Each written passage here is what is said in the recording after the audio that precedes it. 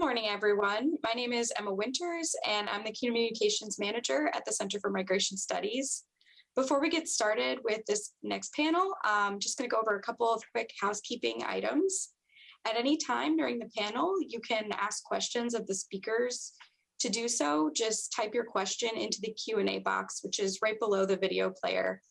You can also contact CMS with any questions after the event by emailing us at cms@cmsny.org, or you can tweet at CMS New York. We will be recording the entire conference, and we will share the recording with you all after the event. So without further ado, I'm going to turn it over to the moderator of our first panel, Jamie Winders. Excellent. Thanks so much, Emma. So my name's Jamie Winders, and first let me say welcome to everyone who's come. We're super excited that you all joined us on what is a very rainy morning where I am in New York. I'm the editor-in-chief of International Migration Review, which is an academic journal that focuses on migration studies, and also a professor of geography at Syracuse University. So again, let me say thank you and welcome to everyone who's tuning in to this panel. It's my great pleasure to introduce our panel of amazing migration scholars. All three of the panelists that you're going to hear from today have really made key contributions to migration studies and engaged some really foundational questions in the study of international migration. And today we're going to get to hear them talk about this question of data ethics, data sharing in the context of international migration. And holding this event virtually really allows us to bring in scholars from all different parts of the world, some of whom are like Chris in Paris are at the very end of their day, and some of whom, like Irene out in California, their days are just beginning. So let me introduce our panelists before we get started, and I'll start with Chris. So Chris Beauchemin is senior researcher at the French National Institute for Demographic Studies. He's also a former associate editor at International Migration Review. Chris is perhaps best known for his work on circular and transnational migration, particularly between Europe and Africa. He led the Trajectories and Origins 2 study, which focused on African migrants in Europe and their ascending communities. And this study produced immense amounts of really rich data that have been the basis for really varied and fascinating scholarship across migration studies. So we're very excited that Chris is able to join us today. From the West Coast, we have Irene Blumrod, who is class of 1951 professor of sociology and the Thomas Garden Barnes Chair of Canadian Studies and the director of the Interdisciplinary Migration Initiative at the University of California, Berkeley. So as best I can tell, Irene has at least 3 full-time jobs at once in 3 different areas.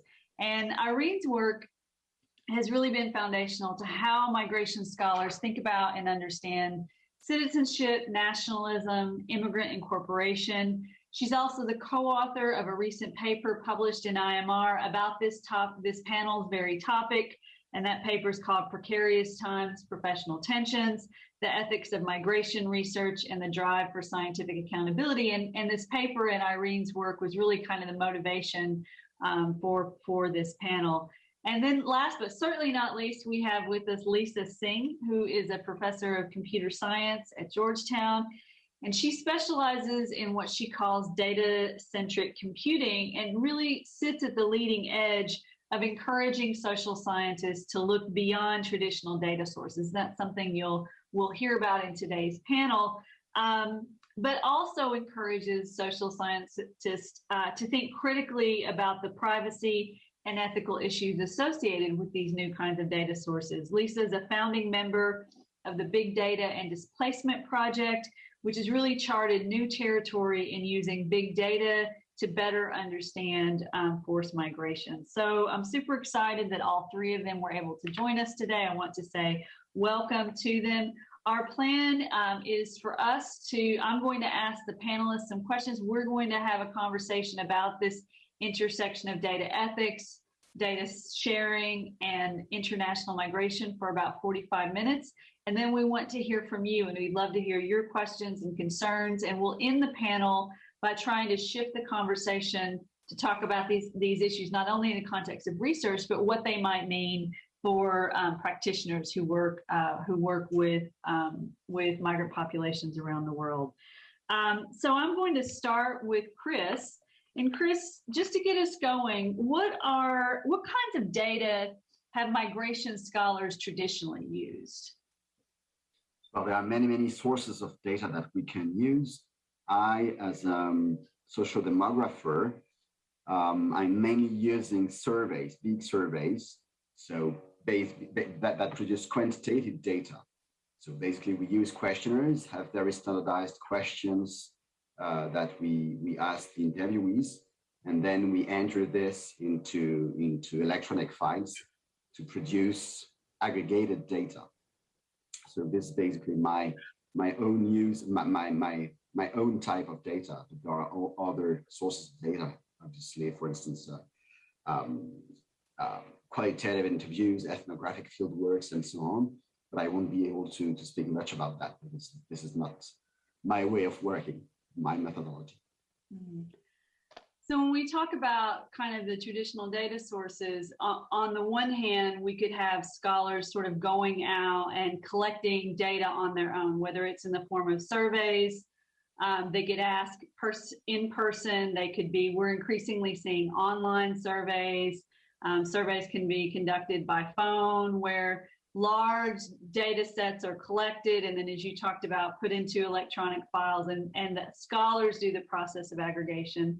But we could also think about more qualitative approaches where interviews that could be oral histories, they could be life histories.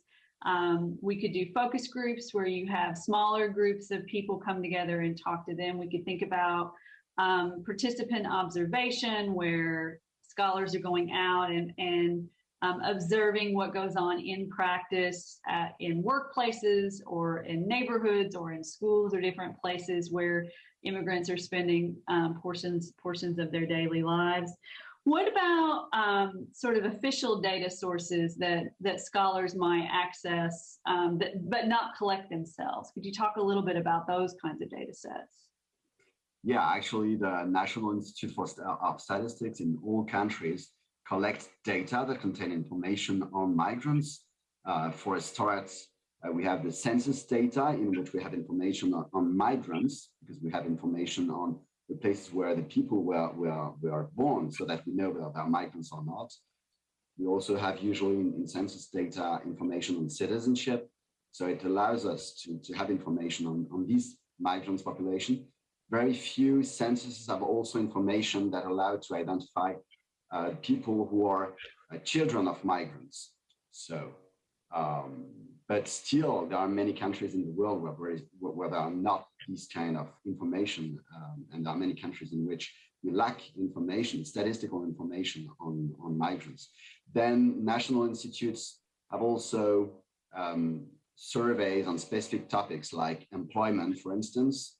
And in these data sources, you may also have information on migrants. But since migrants are a minority in most countries in the world, usually in these data sources, there are a too small number of people to be able to generate information on them and have good aggregates, statistical aggregates.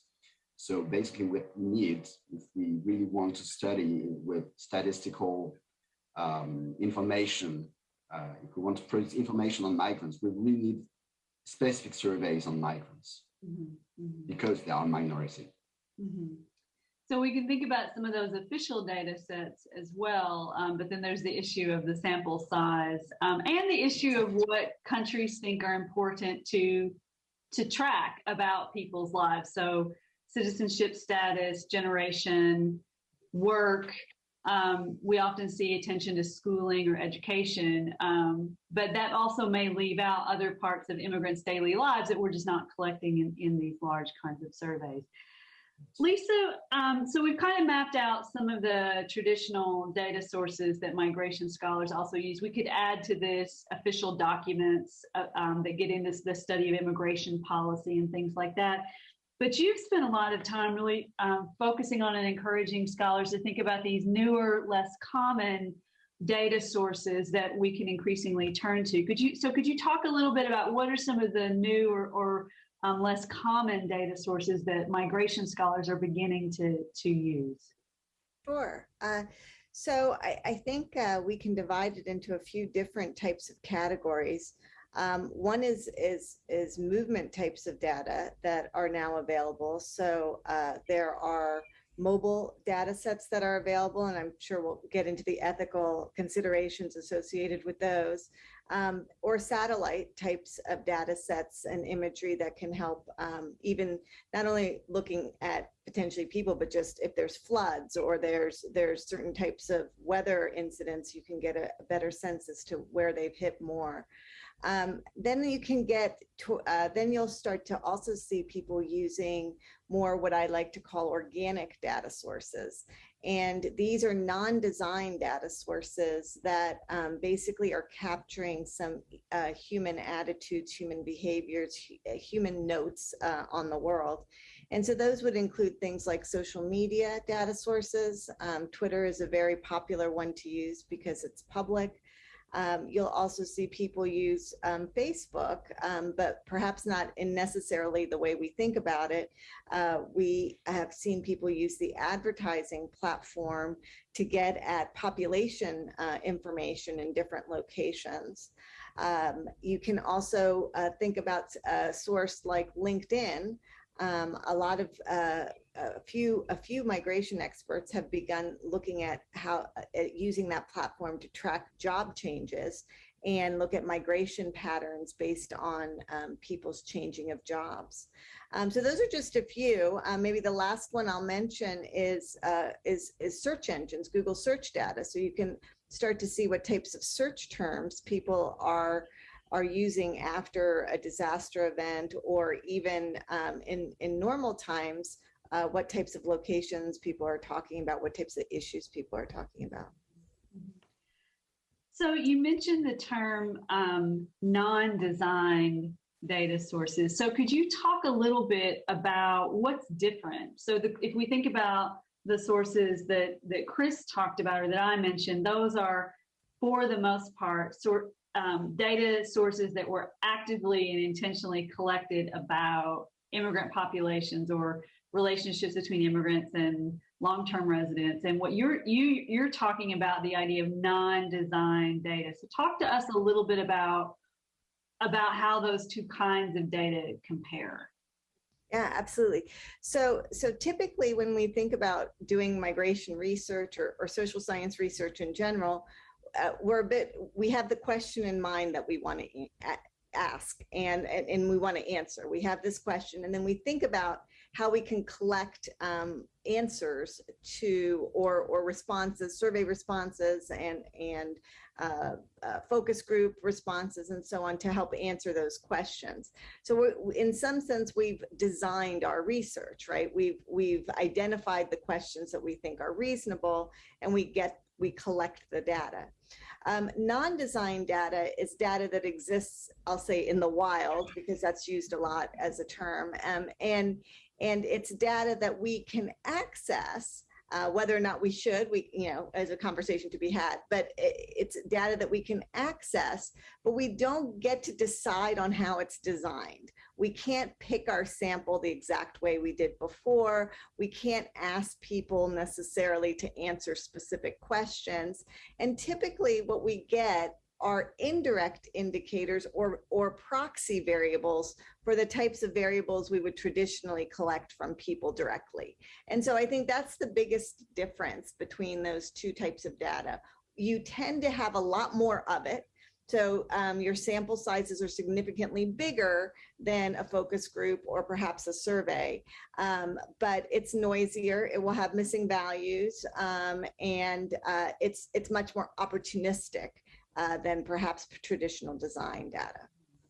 So it sounds as if we've got, at the moment, at least two different sort of trajectories of how we think about research. So one is, the traditional model, if you start with a question, you think about what kinds of data would enable you to answer that question, and either find the data if it's coming from states in a census, or collected in a survey or through qualitative methods, and then pull out what we think of as these direct variables that let us access whatever it is we started out wanting to study. And then this other model that you're talking about of data in the wild, the second step is thinking about what questions can we ask and how can we approximate the kinds of variables that we're accustomed to seeing. Exactly. And access is a big question too. What variables can we access? Yeah. So given, I'm going to write this down so we come back to, I want to come back to some of the topics you all have just mentioned, but I want to bring Irene into this conversation. So we've been talking about these kinds of more traditional data sources. Lisa has laid out this sort of newer area of data in the wild, non-design data. In broad terms, what are some of the ethical issues that might be associated with these different kinds of data sources? So I think first we got to, okay, yeah, it's huge. We can go on for days. I first think we need to situate for migration scholars in particular, why ethical concerns, which should be, across the board for all of the social sciences, humanities, and like data scientists such as Lisa, anyone who's using human related data, why do we care, right? And I think the reason that we care, particularly in respect to immigrants today, is because of their vulnerabilities. And this is not to say that there's not lots of other research subjects who are also vulnerable, but when it comes to immigrants, we have the vulnerabilities that we might expect all the time, fears of harm from other people, from institutions, worries about data privacy. What if my friends, my coworkers, someone at school learns about something that I did or said in a study. But then, of course, the additional problem for migrants is their vulnerability vis-a-vis the state, vis-a-vis the government. And given the power of the government, and the power of the government to access the data, to use the data to expel people, to use the data to detain people, to subpoena researchers to get their data, and the sort of basic lack of protections that all of us have in terms of researchers. This changes obviously from jurisdiction to jurisdiction, but in the United States, you have very few legal protections as a researcher to keep your data confidential. So if the government were actually to come after your data, you would have to make a choice about going to jail or giving your data. Now, this is the extreme, almost never happens, but it's a possibility. So I want to sort of front and center that.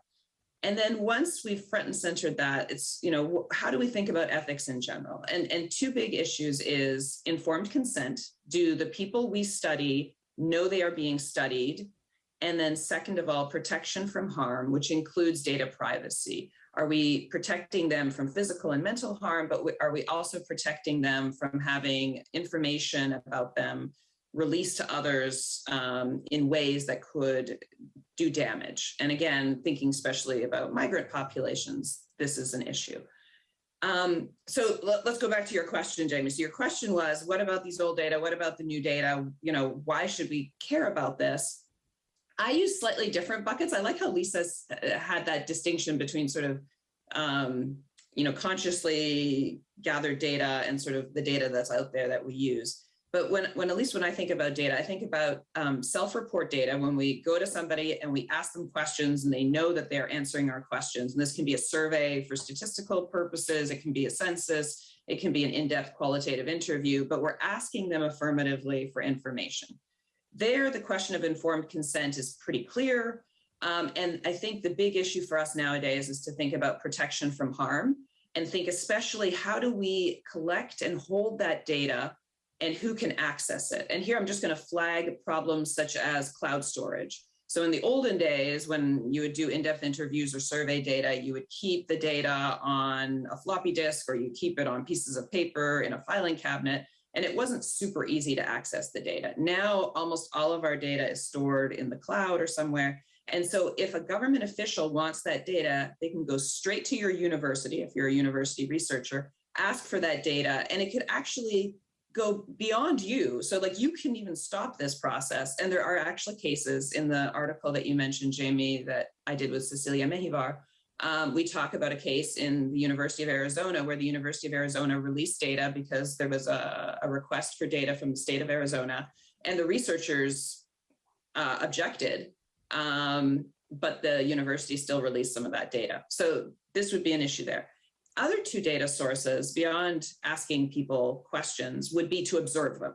And that can be direct observation, participant observation, but it can also be these new technologies that Lisa mentioned in passing, including satellite images, including face recognition that we're getting more and more in certain states and cities. And so this is observation, but it is without informed consent.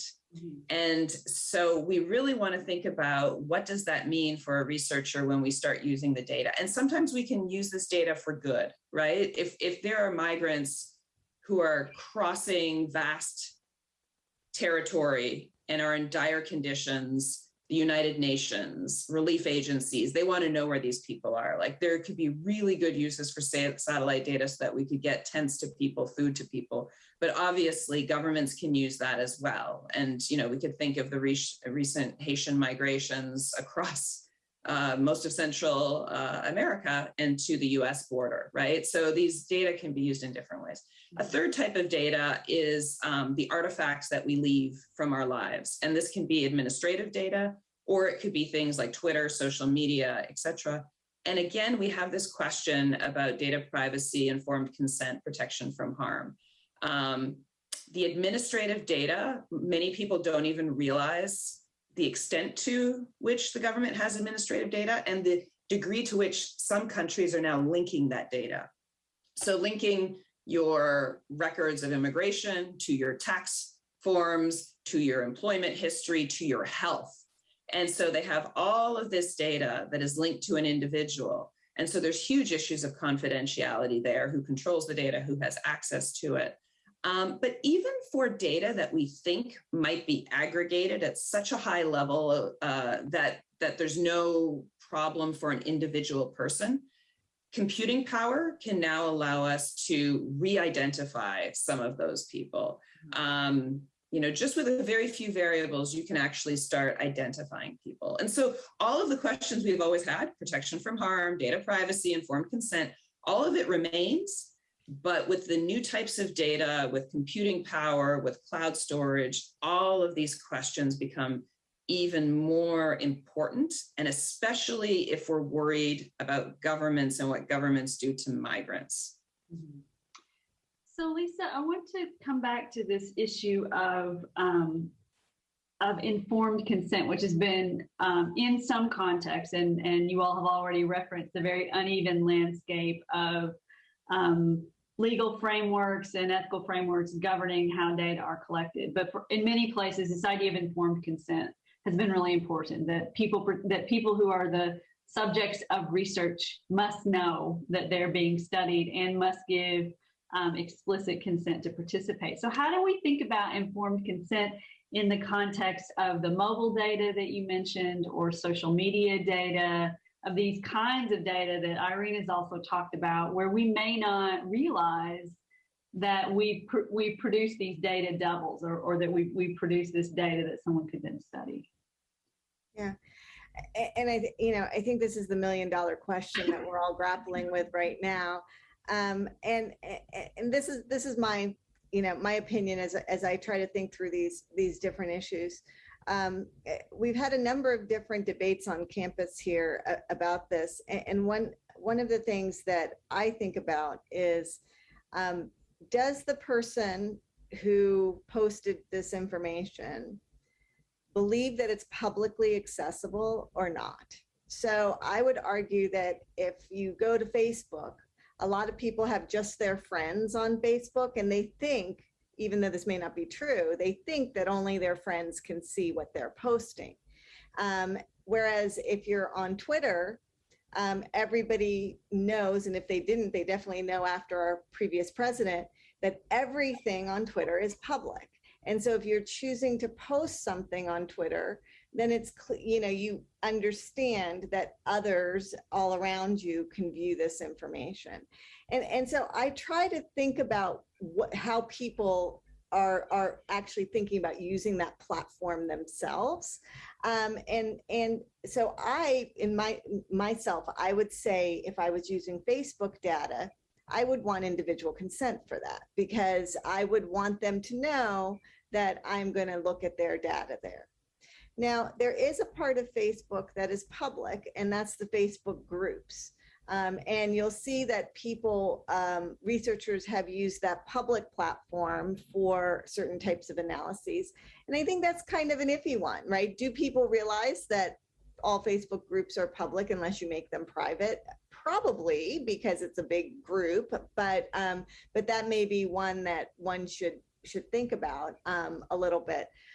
So that's my first dividing line. My next dividing line would be around whether the data you're collecting is aggregate or individual. Mm-hmm. So it is possible for some platforms like Google Trends, for example, to only collect aggregate level data and not any individual level data. And so looking at how aggregate or individual it is important. Now, Irene mentioned the idea about re-identification, and absolutely re-identification can happen if your samples are set up in such a way that you can do different types of differencing. And it's been shown that this can be done, but it does take a fair amount of compute effort if you were smart in how you originally anonymized the data and how you originally aggregated the data. So the cost benefit has to be considered when we're thinking about that. So I want to bring Chris into this conversation, because we've started with kind of what kinds of data do migration scholars use? What are the ethical concerns or ethical implications of these different kinds of data? But another part of this conversation about data is the move for more data sharing and more transparency, what some people call the push for open science. So Chris, why are some scholars in migration studies as well as in other fields calling for more data sharing and more transparency? Yeah, it's also a kind of institutional move, because funding agencies requires that we make the data available. So it's much more than simply researchers wanting to share or not that data. It's a real big institutional movement all over the world. There are several reasons for that. I think it corresponds to a movement that aims at augmenting trust in science, with the idea that if the data are shared and easily accessible, then the results are can be replicated, which is a way to check that the results are correct, and it's a way to improve trust in science, which can be important in a times where people tend to distrust results. So that's one of the things. It's also for science a way to advance research more quickly, because it means that after your research, next researchers will be able to start really where you stopped, using again the same data, for instance, but trying to do more refined analysis, for instance. So it's really a way to advance more quickly research by sharing all the material. And I was mentioning that agencies that fund research have now this requirement of making the data open. It's also because actually doing surveys, for instance, which is what I do, or just doing research, is costly actually. And opening the data is a way to share something which is very costly. So it's, in a way, it's a very rational from an economic point of view, and it's also very rational for the advance of science. But on the other hand, it raises a lot of questions, especially for the matter of privacy for the people who answer the surveys, for instance, or for the people whose data are collected through all these social media, for instance. Mm-hmm. So we have this sort of building movement, some of which is institutional from funding sources, and some of which is sort of motivated by an effort to almost try to democratize access to the data, to share data, to sort of open up the black box of how scholars reach the conclusions they do, to try to create greater trust in scientific research and all of these factors. But might there be, to kind of take this back to migration studies, are there situations where migration scholars might not want to share all or some of their data? And I'll put that in front of all of you. Yeah, well, for all scholars, and not only those who were working on migration, retaining the data might be a tempting option, because it's a way to keep for yourself the data and be the first to publish, and maybe the only one to publish using the data. So there might be this kind of orientation. But I don't think it's probably not a good reason. Another reason is the cost for sharing. Actually, if you want to share the data, it takes a lot of efforts and a lot of money to be able to document properly the data, so that other people who did not collect the data really understand what's in there. And that's a big issue, and that's very complicated. When you collect your data, you know your data. But when you want to share them, and if you really want the people to use them properly, then you need to give all this documentation that will ensure that they understand properly. And if it's not well documented, then you may have results that are totally in contradiction with what the data was supposed to produce. So that's a big issue. And it's a big issue because for long, and now it's starting to be recognized, that funding agencies did not really take into account these kind of costs. And so there was this tension between open science and on the other hand, the fact that it's very costly and it's not taken into account in the budgets. And usually it's also very complicated to anticipate the costs for documentation. And then there is probably other reasons, but the other one that comes to my mind refers to what Irene was describing just before. I mean, sometimes we have some concern for the interviewees themselves, for the people, and actually the data we collect can harm them sometimes. And I was in this situation where when I did some surveys where we asked questions to the interviewees about their legal status, whether they had proper documents or not. And it was very important for our research, but also to show to policymakers and not only academics what it makes to people to be undocumented, how harms their lives. So it's important to have this kind of data. But on the other hand, at that time, it was the interviews the answers were on papers. And we had to keep in our research centers the questionnaires with all the answers. And at that time, our government in France was very anti-immigrant. And we were scared, actually. And this is really what Irene was describing before. So we did not have a problem in the end, but we had serious mind issues having these questionnaires in our place. So we destroyed them as soon as we could. But still, you have the information, individual information in the data files. And still, as Irene mentioned, we can erase the name of the people.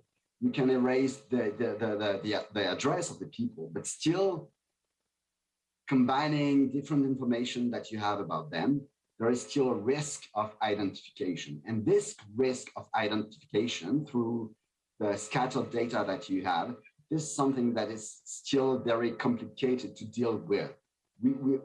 I am personally, but I know in other researchers have this kind of problem. It's very complicated to have a clear view of the line where you have enough information to identify the people, and then they may be at risk.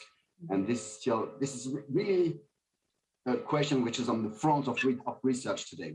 We still don't know how to really deal with this. So the solution for now is to control access for data. So we do not for this kind of data, for instance, in France, the data are not openly accessible. They are accessible to researchers. Right. So that's a way to deal with it. But still, if the government comes and say, okay, I want the data and chase the immigrants, I'm not sure we're able to protect the data and the people. Mm-hmm.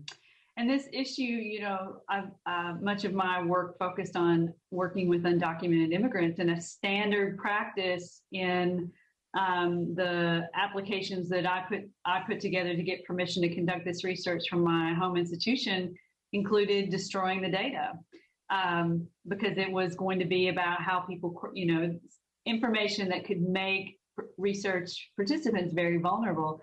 But then in other parts of migration studies, when you talk about, oh, I destroy my data at the end, people want to pull their hair out. So you have these very different norms. But Lisa, I want to come back to you. So you were part of this big project, let me make sure I get the name right, about big data and displacements. The Big Data and Displacement Project. So you're working with this incredibly vulnerable population and this incredibly rich data set that can tell us so much, that lets us ask so many kinds of questions.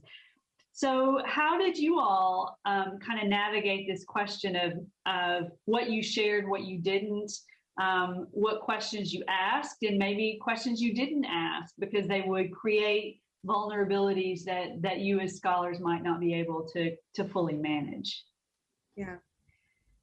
So we went through and really focused in on only using sources of data that that did not that we felt people were not that were open. Let me say it that way, that were open. And so our primary data, which is not as good data, look, Facebook is the best data. I'm going to be the first one to say it. And I would love to use Facebook for migration types of studies, but I honestly believe that there are issues with using that without some level of consent. Now, there is a group at Facebook that's now looking at how to help migrants in different types of situations.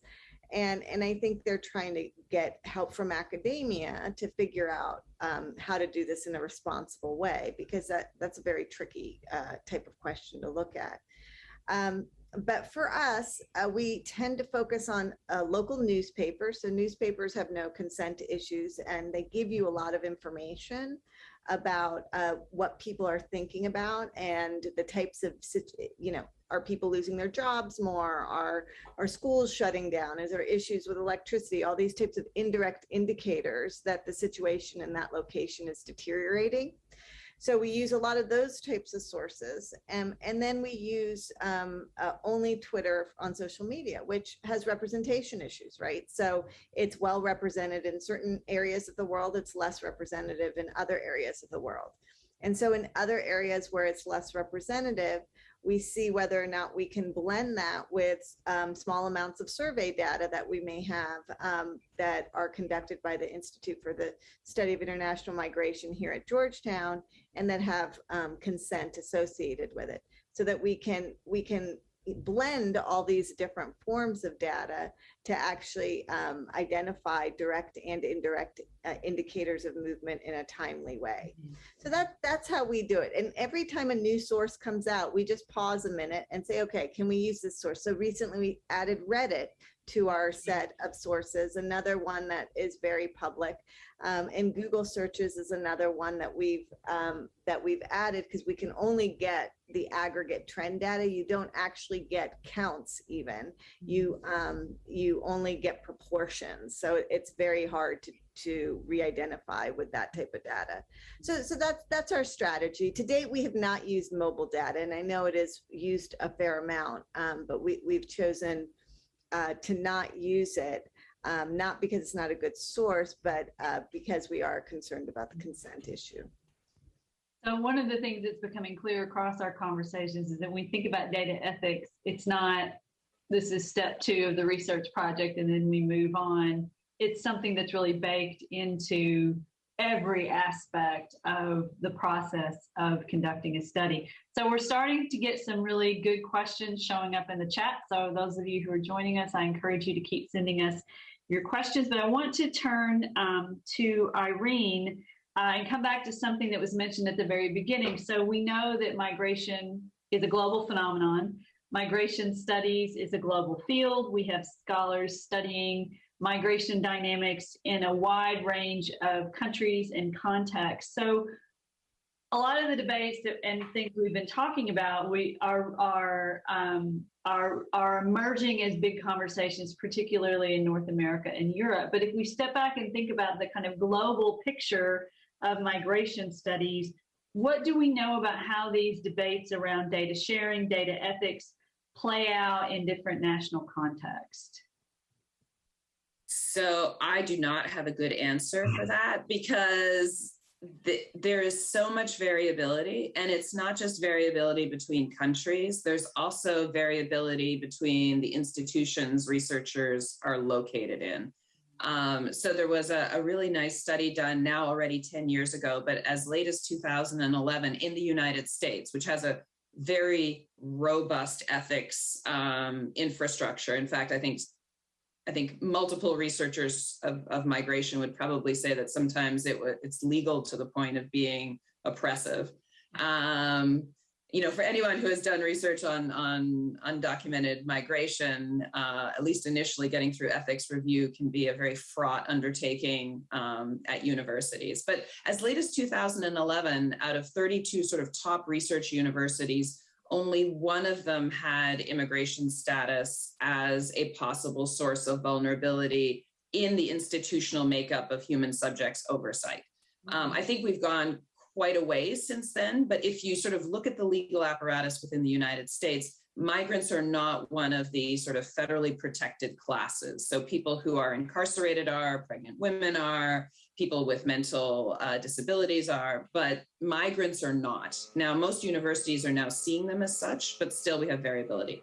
If you go outside of the United States, it really depends on the country. So again, a study now that's about 5 years old was looking at the European context and noted that in Southern, Central, and Eastern European, there is almost no institutional review boards, no sense of ethical assessments of research.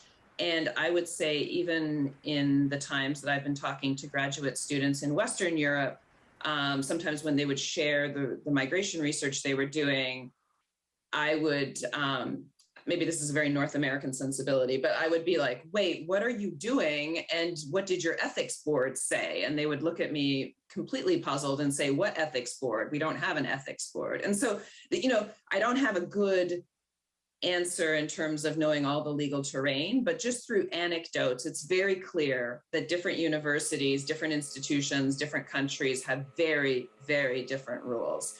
And then, of course, there are places where there might be rules, but people ignore those rules. It's a difficult situation. We want to get our data. We think that we're really genuinely doing good. And I think in many cases, 99% of migration research, I think they're trying to do good. And so this becomes really fraught. And it's fraught because I think many migrants want their stories to come out. Many migrants would want people to understand their lives. Back to something Chris said, like the people who might be sans-papiers without papers, they would like people to know how they live. But by sharing that information, you also render them vulnerable. So it's very difficult. And I think what we tried to do, at least Cecilia and I in the article that we published in IMR, is we just want people to have conversations. We feel that there's been not sufficient conversations around these ethical choices. They're difficult. People have to recognize they're difficult. And so one of the things that we actually call on IMR and other journals to do is, to the extent that journals are now pushing to have sort of open science addendums to articles. So you have to say, here's my data set. Here's, if you want my code, you can replicate my data set. In some cases, for some studies, you might do even pre-registration. We're saying that scholars should be obliged to do the same kind of thing when it comes to ethics. They should be able to produce a paragraph or two. Here are the things we did to do these are the ethical decisions we made. These are the reasons we made these ethical decisions. And to sort of take away that black box so that Lisa can explain when she's publishing her research, we purposely decided not to use Facebook because these were our ethical concerns. This is why we use Twitter. And then I think that's a wonderful teaching opportunity. So I don't think there's clear answers. I think there's a very varied terrain, but I think we as researchers can do better in at least trying to elaborate those choices and really recognize how difficult they are. And this is really for international migration review. This is the question that we've been grappling with. Some of you are on the committee that's working on this for the last several months about, given this varied terrain of legal frameworks and exposure to these questions, and given our journal's desire to publish and to present research from a wide swath of the kind of global picture, how do we find that balance? What is that balance? What should it look like? How do we open up that black box, to use Irene's term, to get this conversation going, while recognizing this very uneven landscape? So before we turn to some questions from the audience, we've been talking about a lot of this in the context of academic scholarship or research on immigration. But we also know that many practitioners and community-based organizations and nonprofits and advocacy groups also are probably wondering about this question of data ethics, data privacy. So what might be some of the implications of the conversation that we have been having here around data sharing, protecting vulnerable populations for migration practitioners? What are some, do you see connections here? What might be some of the implications for migration practitioners in particular? I can start. These questions make me think about some research project I had, especially on African migrants in France. And this was typically this project where you have interviewees who are vulnerable people, because some of them were sans-papiers, undocumented. And so from the very beginning, we worked with NGOs to approach migrant associations, explain the project, and also discuss with them these ethical questions of, okay, we're going to ask these kind of questions. What are the possible risks and so on? And basically, I think it's really important to have this kind of co-production in research to really share the concerns, discuss about the risks for the people themselves, and also in the end, share the results, which is not always things that academics do, and it's not that easy for us to share the results with non-academic people, but I think it's very important. So I think it's really important for us academics to embark with us, migration practitioners, associations, and so on, to be sure that our choices in our methodology are correct for people, and to make sure that they also benefit from the products of research. Mm-hmm. So some of the transparency we're talking about is also a form of accountability to the sort of frontline organizations that are working with these populations. Right. And communities. Right. Lisa, what about? Oh, go ahead. You're getting ready to jump in. Well, one thing I was going to say is, I think what we really need to, so migration is very complicated. I mean, I'm a computer scientist. It's way beyond my aptitude. It's very, very complicated. And we have a situation where people really need help, a lot of them. And so NGOs are so important, right? Like, and the front, and sometimes they just need better data. Different parts of the world have different levels of data that are available for making decisions. So do you make a decision with no data, or do you make a decision with so-so data, or do you make a decision with data that might be private in many cases, but perhaps in this scenario, it makes sense because there was an earthquake or there was some other imminent danger that happened, right? And so there's no blanket answer, right? But there are scenarios. And I think that's the way to think about this. What are scenarios under which this could be acceptable? And what are scenarios that generally, we just would think that this is crossing a line because this is a vulnerable population. And so that's what I would advocate. I would advocate NGOs talking to researchers, thinking themselves and saying, okay, you know, I have this vulnerable population I'm really trying to help. And how do I help them? How do I maintain their privacy? What does it mean when their privacy is breached? How can privacy breaches occur? And really just kind of scenario build a bit with researchers by themselves and think this through. Excellent. So I want to turn to some questions from folks in the Zoom audience out there that we can't see, but we know they're there. So I want to encourage folks who are watching, if you've got questions, please throw them in the chat. So one of the questions that has come in are, what are your thoughts about compensating migrants for participation in research, particularly in-depth interviews? How do you compensate, and how do you determine this compensation? So I'll throw that out to all three of you. I mean, I would say, and this is speaking mostly from my own research, which included in-depth interviews, I have done both. I have done both with compensation and without compensation. In part, the without compensation was when I was a graduate student and I didn't have any money to share. I think it does depend on the situated culture of the group you are studying. In some cases, it might not be appropriate to offer monetary compensation.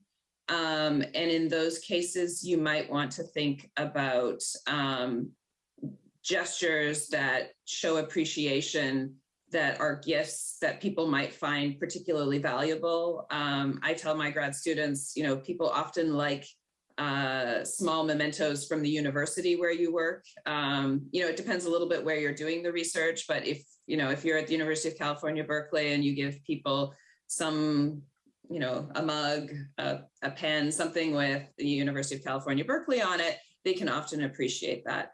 I do think it's legitimate to give people compensation, but you want to have it to be a modest amount. You can use the minimum wage as sort of a rough gesture, add a little bit to that minimum wage. If the interview is going to be 90 minutes and you say, you know, minimum wage might be $15 an hour, I'm going to give $20, $25. You don't want it to be so high as to feel coercive. But again, let me reiterate that, you know, in some cultures, it is seen as offensive to offer people money for what should just be a conversation. And it does change potentially the power dynamic between the interlocutors. So again, you know, repeating things that we've said, this involves conversation. It involves conversation with people from the community to understand what might be appropriate and what might not be appropriate, and conversation with previous researchers who have studied those communities. So we have another question of, what additional ethical concerns do you bring to data collection or big data use when researching migrants who are minors?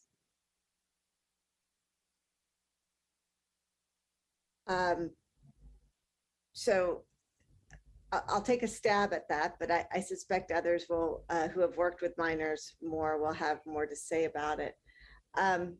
So it's very hard from these sources to know the age of the participants or those who are conversing. And so if it's the case that we can determine the age of the individuals, then we remove minors for our studies. Now, if you're studying minors and that's part of what you do, I think your IRB process, at least at Georgetown, the IRB process would be such that we would have to have additional protections to ensure that the data is much more secure. And that after the study is completed, assuming it's a study that the IRB felt was important enough to conduct on minors, that the data would be removed.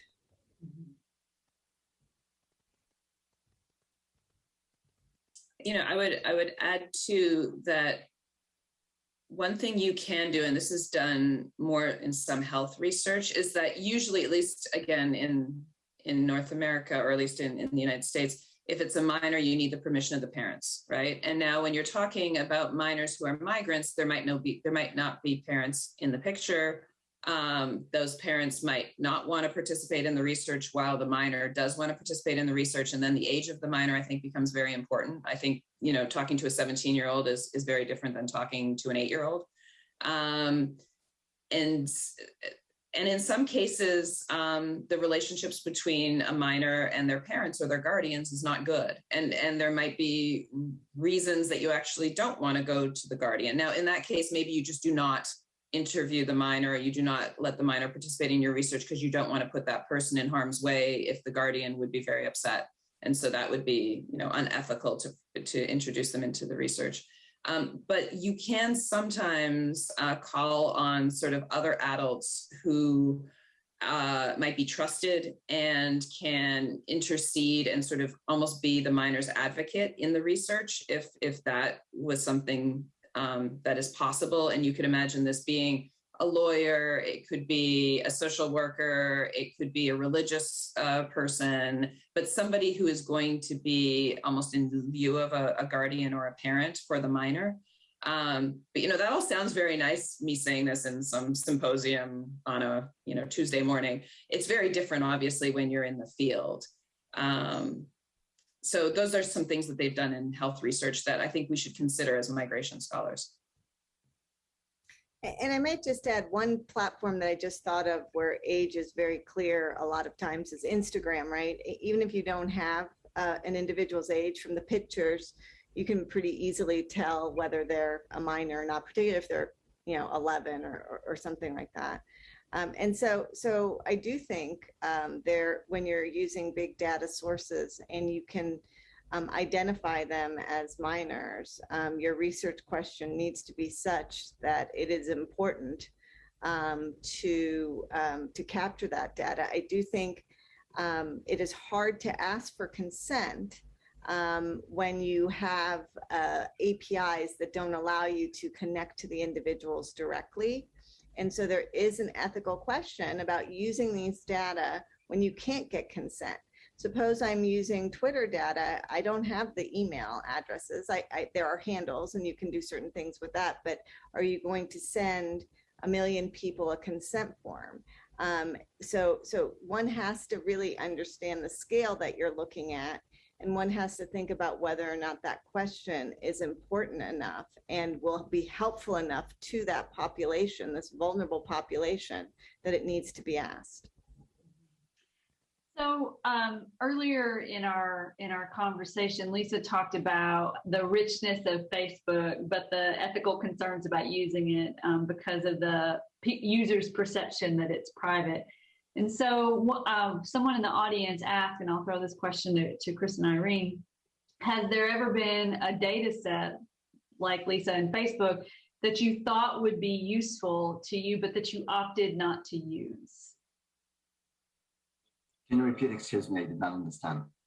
So have you ever had a data set or maybe even collected data that you think could be really useful and answer your question, but you've opted not to use or include in your study for ethical reasons? No, and actually, once you have the data and once they are in your files, when you present the results, actually they are aggregated. And so you cannot, when you present the result, for sure, you cannot identify the people. So there is no risk for the interviewees. Mm-hmm. As for the results themselves, the kind of thing that I showed with my data, I never had results that I was shy to show. So, really, the ethical issues for me were in advance when deciding to what kind of information I wanted to collect, and at the moment of data collection and having the questionnaires on paper was really the tricky period for me. But after a while, it's okay. I can give an example of many years ago. I was doing field work in a southern city in the U.S. And I had been working with a local community organization and volunteering. And I had asked one of the other teachers if I could go into his class and have the students in his English, his ESL class, draw mental maps of the city. And so got into the class, had about 30 immigrants, drew these amazing maps of the city. But at the end, it became clear to me that the teacher had forgotten to mention that I was coming in my role as a researcher. They knew me as a volunteer. So they had participated in this exercise because I, as the volunteer, asked them to do it as part of their class. They had not participated, they were not aware, and they had not consented to participate in this research. And so we had all these amazing mental maps that I left and I didn't take them with me. I just left them in the classroom because for me, that's the ethical line of the data were incredibly rich. It was these amazing maps, but people, to get back to the issue of informed consent, they didn't create these maps knowing they would be part of a study. So we have another question that's come in, and this is something that Irene touched on a little bit, as did Lisa. So what are your thoughts on the preservation of research data in the cloud in jurisdictions other than those where the study was conducted? And this is becoming an increasingly relevant and very complicated questions about where the kind of server farms are. Irene, you want me to take a stab at that first, or okay? So I'm going to be honest. I'm not as upset about the cloud as many are, and let me explain why. Because I think that's an important thing. So I do think that the idea of having only one copy of the data on a disk and you being able to burn it at any time is a really important concept. So what is the equivalent if you are on the cloud? Is there something like this that you can do? Well, you could actually do a couple of things. You could actually encrypt the data in such a way that only you can unencrypt it, right? So even if it exists on the cloud and somebody takes it, it's the case that they can't do anything with it. And that's what we do with our private data.